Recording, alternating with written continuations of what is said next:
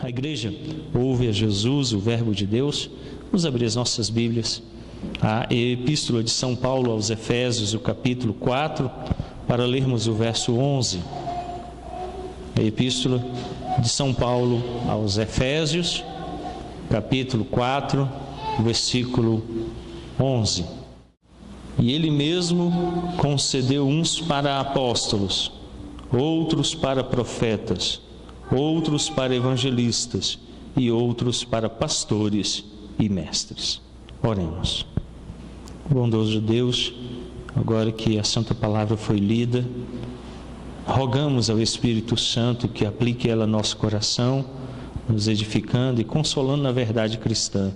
É o que rogamos em nome de Cristo. Amém. Hoje nós vamos tratar do tema os ofícios de fundação da Igreja, Efésios 4:11. Poucos assuntos contribuem tanto para a divisão de igrejas, e isso desde o segundo século da era cristã, como o assunto dos dons espirituais. Pelo menos a partir de Montano, talvez a partir de Corinto, os dons do Espírito têm parecido ser mais fonte de embaraço do que de encorajamento para a igreja cristã. E o domingo passado nós começamos a ver acerca desse assunto dos dons, chamado dons espirituais. Devemos então partir do ponto de que os dons, o chamado e ofício dos apóstolos, marcaram a era fundacional da Igreja de Cristo. Nosso ponto de partida é esse. Eu já começo afirmando a proposição final. Os dons que foram dados aos apóstolos e o ofício, ele foi dado para a fundação da igreja. Nós consideramos a exclusividade do ofício apostólico como testemunhas daquilo que Jesus disse e fez, e como recipientes de sua revelação depois da ressurreição. Essa é a fé que nós afirmamos. Então, quando nós chegamos agora no verso 11, o apóstolo Paulo vai falar que ele, Cristo, concedeu uns para apóstolos. E é especificamente nesse trecho que nós vamos nos deter hoje à noite. O termo apóstolo ele ocorre 81 vezes no Novo Testamento grego. Destas, 37 são referência aos 12. E eu fiz questão de nominá-los ali com um D maiúsculo. São os 12 discípulos que Cristo mesmo chamou, cujos nomes aparecem listados nos evangelhos e que foram pessoalmente chamados por Cristo. O termo também é usado por Lucas no livro de Atos dos Apóstolos para se referir a Paulo e pelo próprio apóstolo Paulo nos seus escritos, isso 17 vezes. Claro que as 37 vezes que são usadas para se referir aos 12, mas as 17 vezes que Lucas utiliza no livro de Atos e Paulo nos seus escritos não compõem as 81 ocorrências. Há outras ocorrências, 11 no total, que dizem respeito a um termo que não é muito claro. A que ele está se referindo? Há ocorrências a outras pessoas que foram denominados apóstolos, mas não compõem o grupo dos 12, nem Paulo. A palavra é a transliteração do termo grego apóstolos. Então, a transliteração. A palavra ela já era conhecida antes de ser usada pelos autores do Novo Testamento.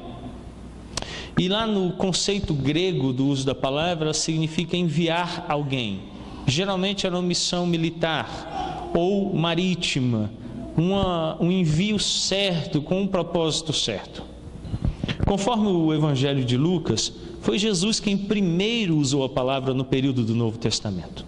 E ele o fez para designar os 12 que havia escolhido. Abra sua Bíblia, o Evangelho de São Lucas, o capítulo 6, para lermos o verso 13. Evangelho segundo São Lucas, capítulo 6, o verso 13.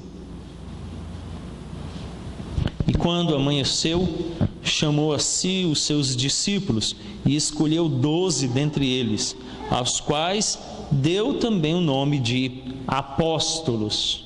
Então o texto declara que os 12 que ele chama de entre os discípulos, ele mesmo, Cristo, os dá o nome de apóstolos, de enviados.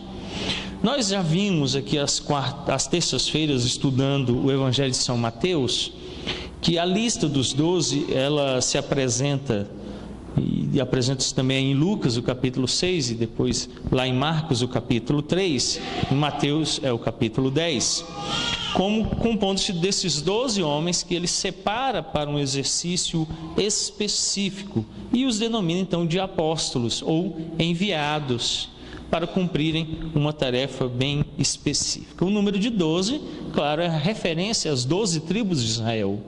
Jesus está mantendo uma relação com o povo de Israel chamado desde o Antigo Testamento e agora no Novo Testamento o povo de Deus escolhido por ele. Algumas correntes sobre o assunto são as seguintes. A primeira corrente é chamada restauracionismo. O termo restauracionismo é usado e significando a crença em que Deus está restaurando nos dias de hoje uma igreja semelhante à do primeiro século, segundo o modelo de Atos dos Apóstolos. O que acontece é que nesse primeiro momento esse grupo acredita que a igreja está sendo restaurada aos moldes da igreja do Novo Testamento, para se assemelhar àquela que existia lá no livro de Atos dos Apóstolos. Eles creem que Deus está restaurando a igreja.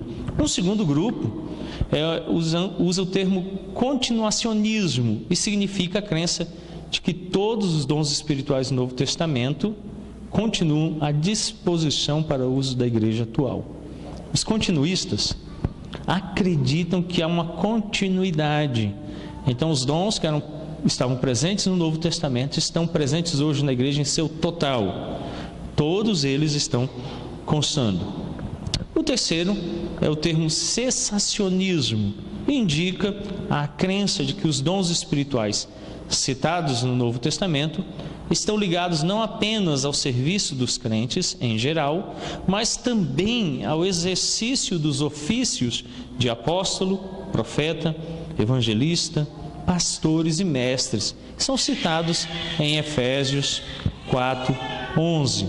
Então o cessacionismo entende que esses dons eles estão ligados a um grupo específico e ao seu ofício, conforme listado em Efésios 4:11.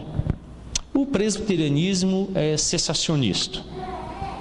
O entendimento da Igreja Presbiteriana do Brasil quanto aos ofícios e dons espirituais é sensacionista.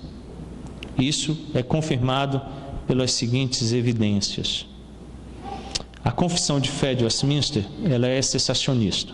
Como lemos logo no seu início, isto torna indispensável a Escritura Sagrada, tendo cessado aqueles antigos modos de revelar Deus a sua vontade ao seu povo.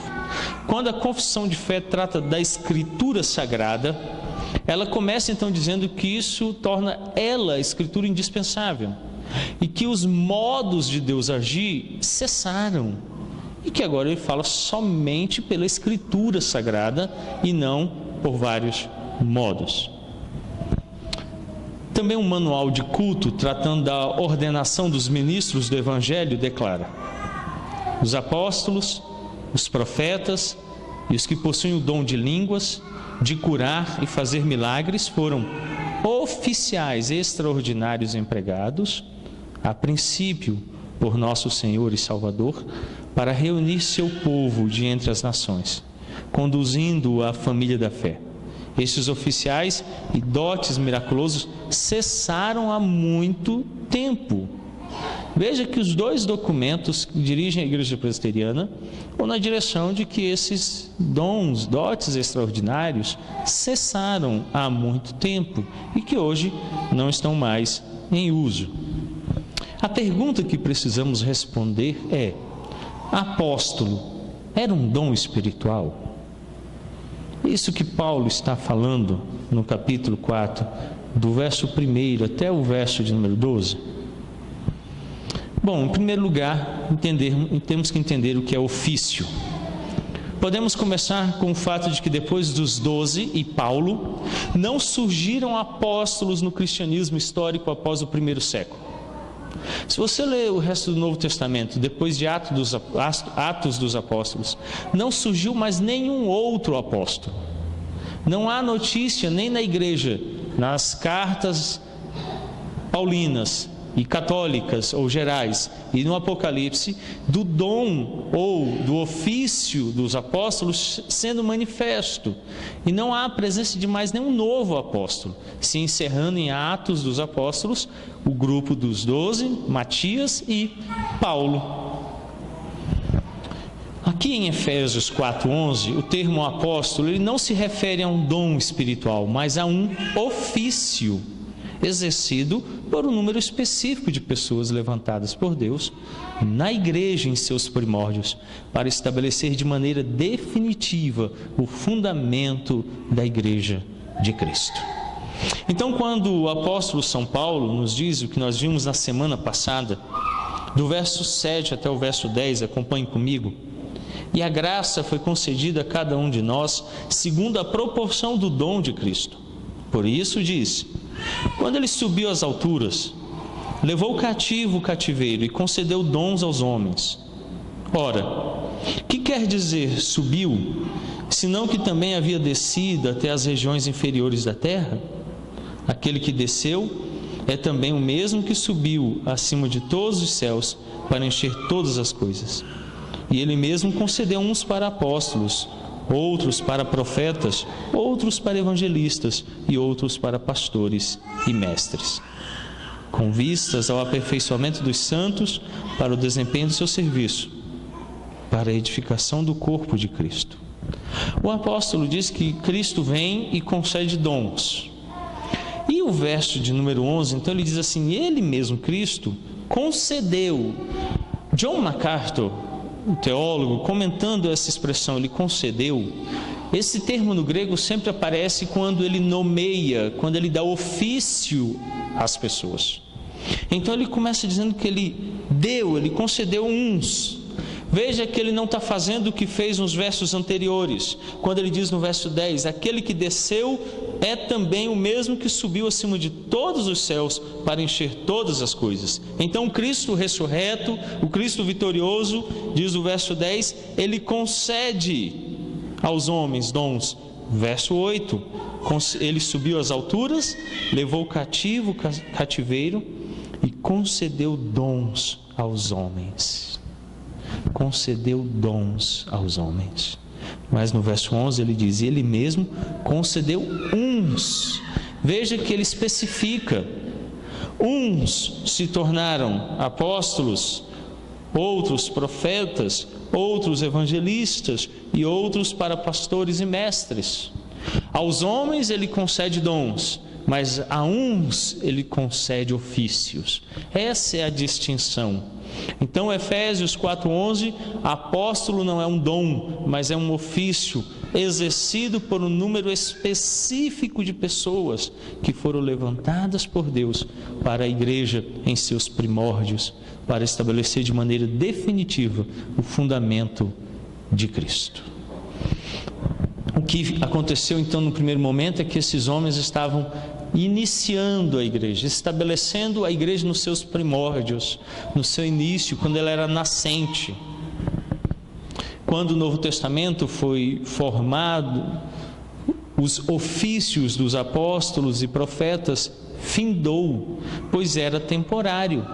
Então, quando o Novo Testamento termina, quando é escrito o Apocalipse de João, esse ofício finda, porque ele era temporário, era para os primórdios da igreja, para a igreja nascente.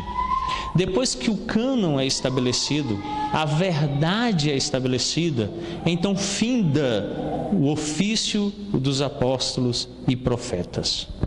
Enquanto os dons espirituais são dados pelo Espírito Santo e usados no ministério da igreja, os ofícios são funções estabelecidas por Cristo para o governo da igreja. Então os dons servem para que os homens sirvam na igreja. Os ofícios são dados por Cristo para o governo da igreja. Então há uma distinção entre os dons e entre os ofícios. Louis Berkhoff, na sua teologia sistemática, declara: Os ofícios podem ser classificados como extraordinários, apóstolos, profetas e evangelistas, e ordinários, presbíteros, pastores, mestres e diáconos. João Calvino, comentando a primeira epístola aos Coríntios, declara: também devem ser percebidos como permanentes ou temporários. Devemos observar que alguns dos ofícios são permanentes, enquanto outros são temporários. Os ofícios permanentes são aqueles que são indispensáveis ao governo da igreja. Os temporários, por outro lado, são aqueles que foram designados no início para a fundação da igreja e o estabelecimento do reino de Cristo, os quais cessaram de existir desde então. Então, Calvino declara que existem aqueles ofícios que passaram, mas existem aqueles que permanecem. Hoje, quando nós ouvimos que há pessoas que se autodesignam apóstolos, claro que eles não estão compreendendo que esse ofício cessou, porque temporariamente os apóstolos anunciavam a vontade de Deus, revelando diretamente a vontade de Deus e registrando a vontade de Deus nas Escrituras do Novo Testamento, para que a igreja nascente fosse estabelecida. Em tendo sido fechado o cânon do Novo Testamento e a igreja cristã, tendo sido estabelecida, findou o ofício, que ora se apresentava nos apóstolos, profetas e evangelistas. Próximo domingo veremos o ofício de profeta. Hoje nos deteremos exclusivamente no dia apóstolo. Então, em segundo lugar, precisamos entender o que foram os apóstolos. Os apóstolos foram pessoas selecionadas por Cristo para publicar o Evangelho, plantar igrejas, erigir o reino de Cristo e escrever palavras das Escrituras.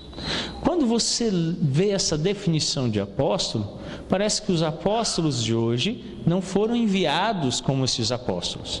Primeiro, nós lemos lá em Lucas que o apóstolo registra que aqueles que Cristo designou de entre os 12, Ele chamou, Ele os fez. Então Ele os nomeia apóstolos.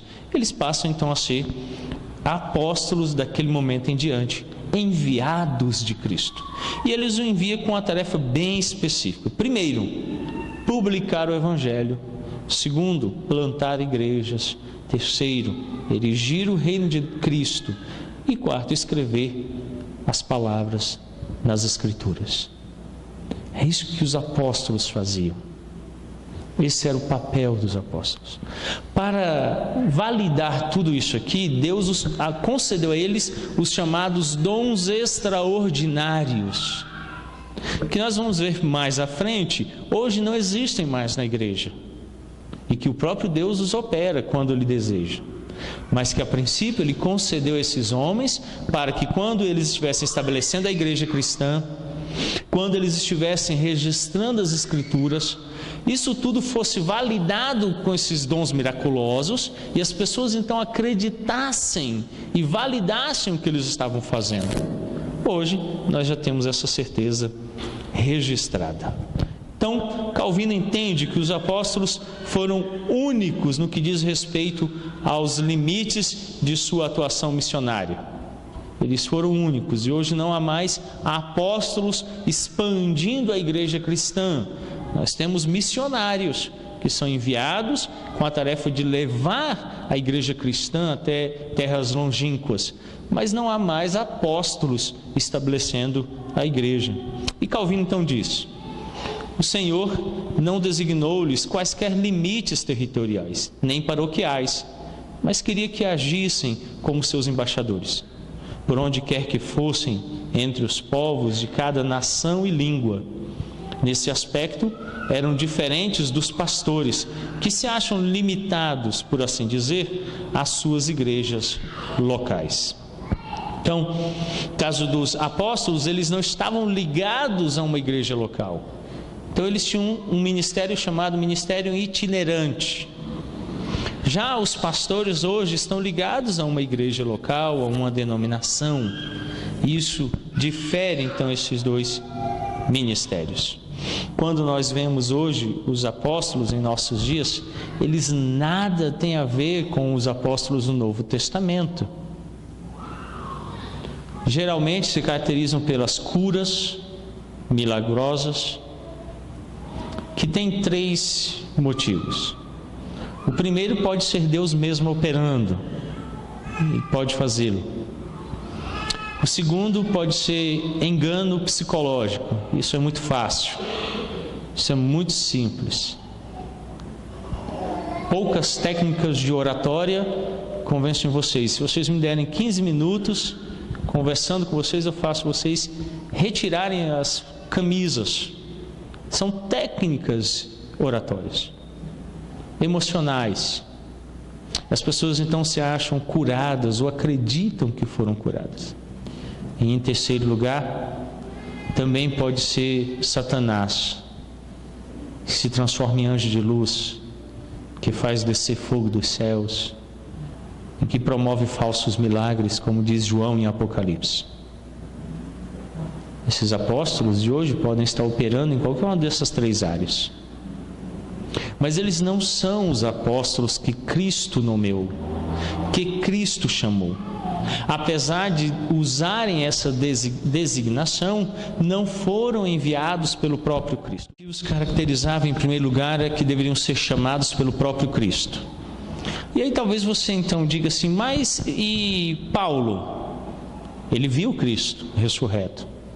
Os apóstolos também tinham que ser testemunhas da ressurreição de Cristo. Paulo viu Cristo ressurreto, ele mesmo ressurreto. Os apóstolos traziam essa característica de produzir milagres, ter esses dons extraordinários para a validação do seu ofício. Isso tudo caracterizava os apóstolos. Os apóstolos de hoje não foram chamados pelo próprio Cristo, que está assunto aos céus e só há de tornar aqui na segunda vinda. Então, eles não podem ter sido chamados por ele. Segundo, eles não possuem os dons extraordinários, que mais à frente, nessa série de sermões, veremos cessou. Terceiro, eles não são testemunhas da ressurreição de Cristo, porque não estavam presentes na época, não viram Cristo ressurreto. Todo o edifício, então, da fé cristã está firmado sobre a pessoa e os ensinamentos de Cristo. E claro, os apóstolos diretamente foram ensinados pelo Senhor e pelo seu Espírito, como o apóstolo Paulo registra em 2 Timóteo, quando ele diz que eles, homens santos, chamados pelo Espírito Santo, foram inspirados pelo Espírito para registrar as Escrituras Sagradas, revelados por intermédio destes 12 apóstolos, que foram os instrumentos de Deus para a revelação do cânon do Novo Testamento. Abra sua Bíblia em Atos dos Apóstolos, segundo São Lucas, o capítulo 2, o verso 42. Atos 2, 42. Em cada alma havia temor, e muitos prodígios e sinais eram feitos por intermédio dos apóstolos. Lucas registra que os sinais e os prodígios que foram dados pelo próprio Cristo, ele diz que seguiriam eles. Era realizado por meio, intermediado pelos apóstolos. O texto declara que aqueles que foram enviados, aqueles que Cristo chamou e disse, vocês são apóstolos, eram um meio para que os sinais e os prodígios fossem realizados. Isso não significa que hoje não possa haver sinais e prodígios, mas eles ocorrem por meio do próprio Deus que os opera como Ele quer, e não por meio de apóstolos. Os apóstolos foram os 12 mais Paulo. Então, por intermédio deles, eram realizados esses prodígios e sinais. Agora abra sua Bíblia em Efésios capítulo 2, o verso 20. Efésios capítulo 2, o verso 20.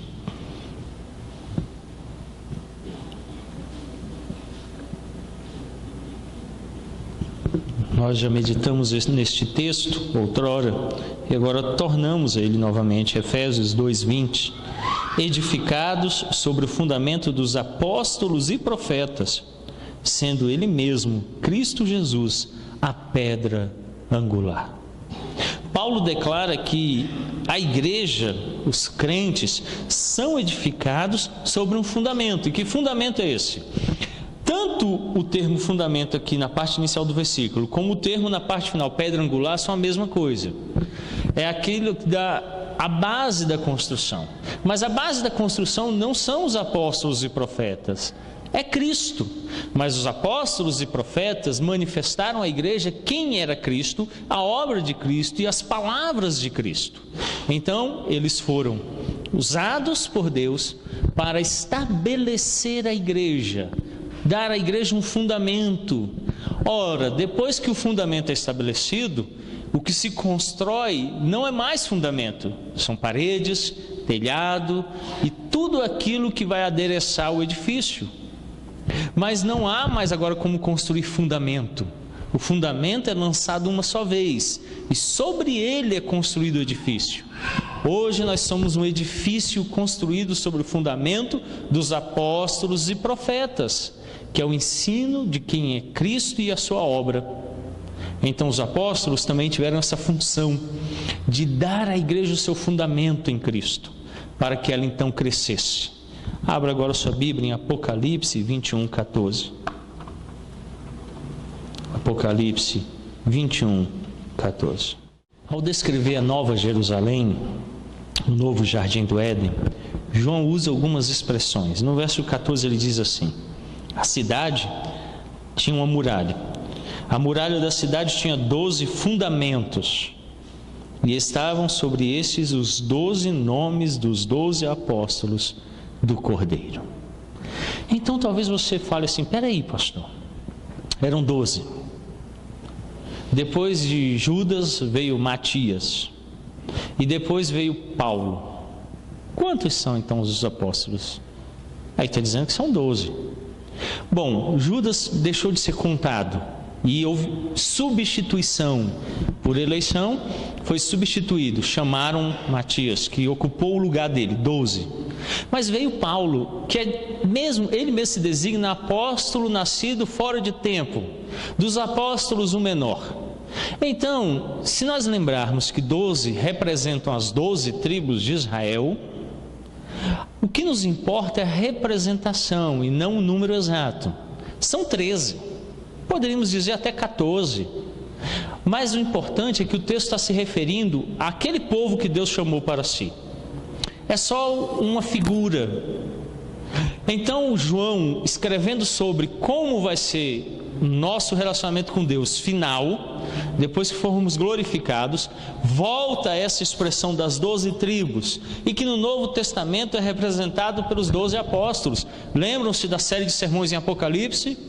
Quando chegamos aqui, Antigo Testamento, as 12 tribos, Novo Testamento, os 12 apóstolos, Igreja Antiga e Novo Testamento representadas aqui. Nas 12 tribos que Deus chamou e nos 12 apóstolos que Ele chamou. E Ele diz então que aí a igreja está fundamentada no ensino dos profetas, Antigo Testamento, e no ensino dos apóstolos, o Novo Testamento. Antigo e Novo Testamento, a igreja do Antigo e do Novo Testamento. Essa é a ideia que João traz aqui. Os apóstolos fundaram a igreja com Cristo. E depois dela ter sido fundada, não há mais necessidade deste ofício. Veremos isso também nos dons. Os dons são concedidos conforme a necessidade no corpo. Se não há necessidade daquele dom, para que a existência dele? O Espírito Santo, então, com a sabedoria divina, ele vê as necessidades da igreja local e supre ela com dons específicos para o crescimento dela. Quando avançarmos mais no capítulo 4 de Efésios, o verso 11, veremos que há dons hoje, ofícios hoje presentes na igreja, como de presbíteros, pastores, mestres e diáconos. E esses ofícios vão sendo dados à igreja conforme a necessidade. É isso que ele faz com a igreja. O ofício dos apóstolos não é mais necessário. Hoje nós temos a palavra dele registrada, Antigo e Novo Testamento, um cânon fechado, suficiente para nossa instrução e edificação. Tanto tantos milagres há registrados no Antigo e Novo Testamento, por que haveria ele de fazer novos para justificar alguma coisa, se pela manifestação anterior ele já o fez, validando tudo o que ele realizou na vida da igreja? Então isso é instrução suficiente para nós hoje, para a nossa instrução na verdade. Por isso, quando nós pensamos em ofícios, eles são temporários e permanentes. Os temporários incluem os apóstolos, profetas e os evangelistas, que passaram. E os permanentes, presbíteros, pastores, mestres e diáconos. Caminharemos nessa perspectiva. No próximo domingo, vamos entender um pouquinho mais qual era o ofício dos profetas, que é diferente do dom de profecia. E entenderemos mais a fundo o que significam esses ofícios para a igreja do Novo Testamento e como é que isso nos importa hoje. Oremos, curva sua fronte, feche os seus olhos, vamos falar com Deus. Bondoso Deus de graça e misericórdia, outrora o Senhor fez uso de ofícios temporários para estabelecer a igreja da qual hoje fazemos parte. Não permita, em primeiro lugar, que desonremos o Teu nome, indo contra aquilo que o Senhor tem revelado. Que, havendo Deus outrora falado de muitas maneiras aos pais, pelos profetas, hoje nos fala por meio do Filho, a quem fez herdeiro de todas as coisas. Bondoso Deus, também não permita que homens usurpem esse título tão importante dado aos 12 e a Paulo, para implantar a Igreja de Cristo, para dar a ela o fundamento necessário. Que a igreja então não construa sobre fundamento estranho, mas mantenha-se firme no fundamento dado pelos apóstolos e profetas, a saber, Cristo. Que cresçamos solidamente como edifício nesse fundamento. Que os apóstolos continuem a falar na igreja hoje por meio das Escrituras Sagradas, ensinando-nos e nos advertindo sobre o ministério e vida de Cristo e a sua obra redentora. Livra-nos dos falsos apóstolos, que já no Novo Testamento estavam presentes na igreja e contra os quais o apóstolo Paulo escreve dizendo que esses pervertem a ordem. Livra-nos desses homens maus, que usurpam um título que outrora fora dado a esses homens para a edificação do Teu corpo. Guarda-nos nesses dias maus, ó bondoso Deus. É o que nós rogamos, em o nome santo de Cristo Jesus. Amém.